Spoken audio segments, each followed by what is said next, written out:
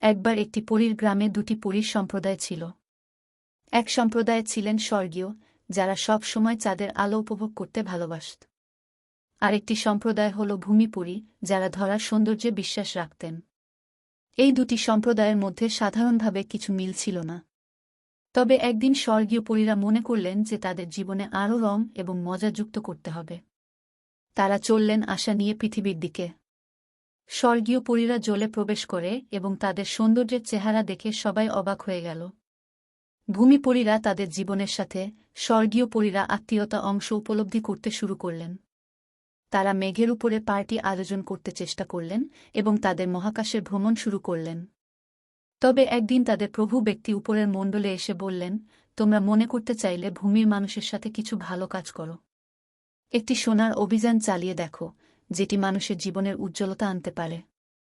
ভূমিপরীরা আবার মেঘের উপরে গেলেন, কিন্তু এবার তারা স্বর্গের জন্য প্রয়াস করলেন। তারা মেঘের উপরে থাকা সোনার পরীর মধ্যে অসীম ধনের একটি খাজনা পাইল। তারা এটি নিয়ে নেওয়ার পর তারা স্বর্গে প্রতিষ্ঠিত হলে স্বর্গীয় পরীরা এবং ভূমিপরীরা তাদের উদ্যোগের ফলে সবাই খুশি হয়ে গেল। এই অভিযানের মাধ্যমে তারা একে অপরের মধ্যে সহযোগিতা এবং সাহায্য সম্পর্কে শিখলেন।